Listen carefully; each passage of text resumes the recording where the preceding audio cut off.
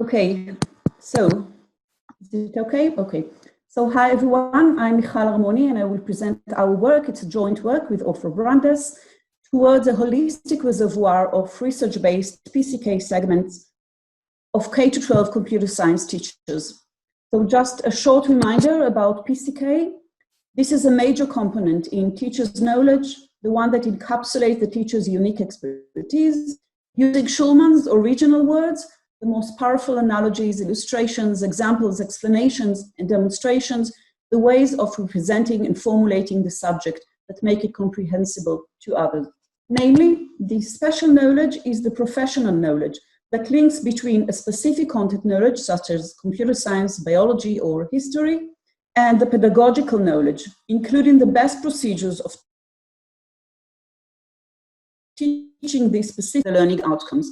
So PCK is personal. It is rooted in the teacher's practical experience, and therefore it is different from one teacher to another, reflecting the teacher preferences, teaching style, etc.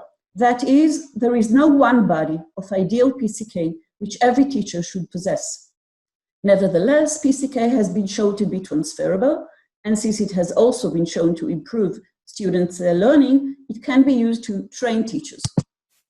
Hence, it plays a significant role in pre-service teachers' training, as well as in-service teachers' professional development, and in developing teaching materials. Teachers can then personalize such externally imported PCK by adopting and adapting it to become their own.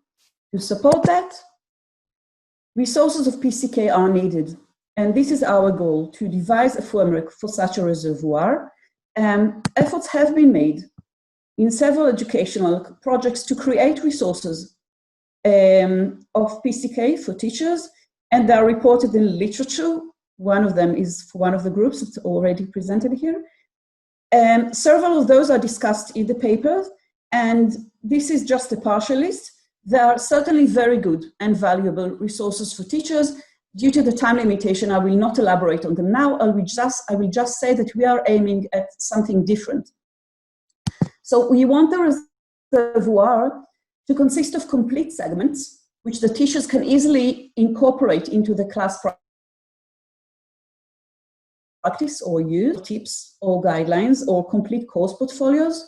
It can contain a suggestion for a didactic strategy that aims at handling a specific problem, such as known difficulties, and it has been proven to achieve its goals, or it can contain known misconceptions.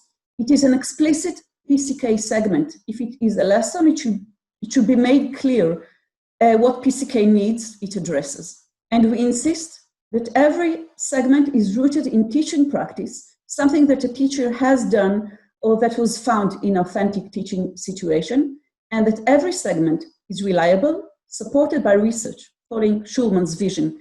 The last requirement may seem very strong, but it is feasible. First, research literature on computer science education can serve as a valuable source for known results, such as misconceptions or effective teaching strategies. Second, in the previous study presented in last ETC, we have shown how action research can be used effectively to obtain authentic research-based PCK of CS teachers. So our reservoir has no clear shape, such as a matrix of some sort. For example, like the decompositional structure suggested by Wieser et al., which has 2 dimensions, different activities that a teacher should know how to perform in different contexts. There are 15 rows, each composed of sub-rows. These are just 2 examples from the 15 rows: learning content and curricula and standards.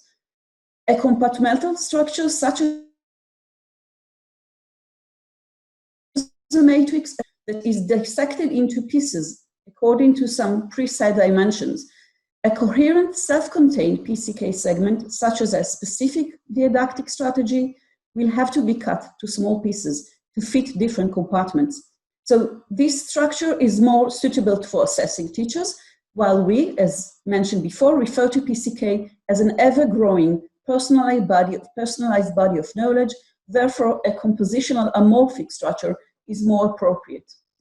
And just like a real body of knowledge, which resides in the human brain, it is not composed of isolated segments. There are links between segments, And when a new segment is added, new links are created to already existing segments. It is well known that the effectiveness of knowledge structures in our brain greatly depends on their connectivity. High connectivity enables using a piece of knowledge in various contexts. Thus, our reservoir is actually a graph, where segments are linked by tagged edges that stand for connections. For example, here is a PCK segment obtained from a study by Galezer and Zur, which presented 4 misconceptions of high school students regarding the concept of algorithmic efficiency. They are research-based and were found in authentic teaching in high school. So the longer a program is, the less efficient it is. The more variables a program has, the less efficient it is. Programs that contain the same statements in different order are equally efficient, and programs that perform the same task are equally efficient. So 4 misconceptions.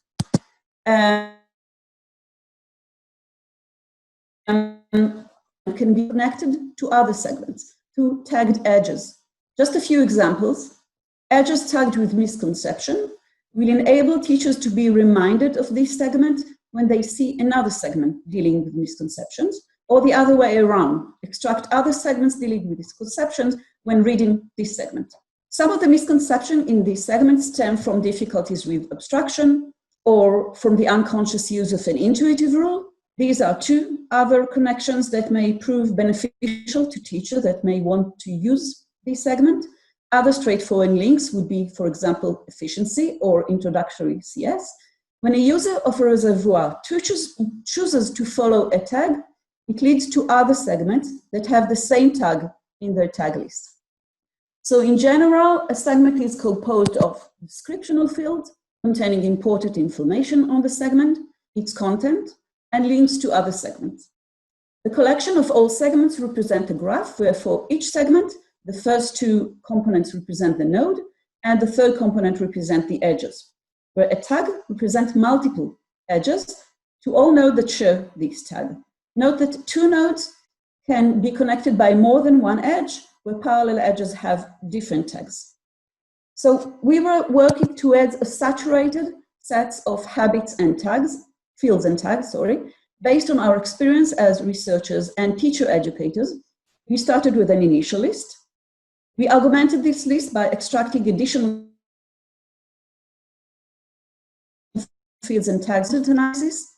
Then we turned to research publications on CS students learning, such as the one by Galezer and Zur on efficiency, again, using content analysis to find additional tags and fields until we reach saturation. Finally, we turned to our set of PCK segments obtained through action research in our previous study. So just a quick look at another segment to see how the first 2 parts may seem. This is a PCK segment obtained from a research by Haberman and Kolikant Ben David, presenting a method for overcoming difficulties of 10th grade students when introduced to the basic algorithmic concept. Not all fields are fully described here for obvious reasons. So students' age was 16 and they were at 10th grade. It was taken, as I just stated, from a paper by Haberman and Kolikant Ben David for 2001, and it was conducted in Israel. The study was conducted in Israel, and it concerns the concept of, the curricular context is introductory CS, and it relates to the concepts of input-output statements, variable assignments, and a few more. And it assumes no previous knowledge, since these are the very first lessons. Another more descriptional fields. It refers to an imperative core, and hence the programming language is flexible. It is intended to overcome students' difficulties and misconceptions when studying these concepts. Instructional strategies used in this segment are black boxes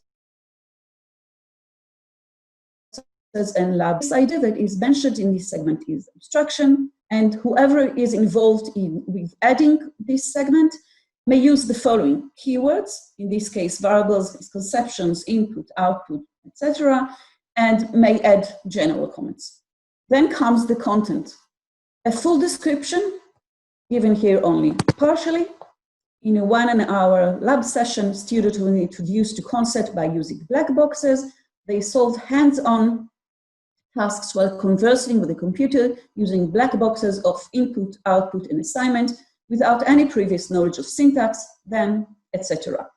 Included resources are lab activities and non-validated diagnostic post-test. Now, this is important. The test was used in the study as a validated research tool, so it was validated. It was not validated as an assessment tool for teachers who may want to use it for their own purposes, for assessment. So, I hope these 10 minutes were enough to give you the flavor of our framework. We are aiming at a reservoir that enjoys the advantages of highly connected knowledge structures. It constantly grows, and new segments are connected to older ones according to their characteristics and attributes. We insist on segments that are reliable and authentic and are ready to use after the necessary personalization. So, rooted in authentics for practice and research-based. These are two main characteristics. So, I'd be glad to take any questions now.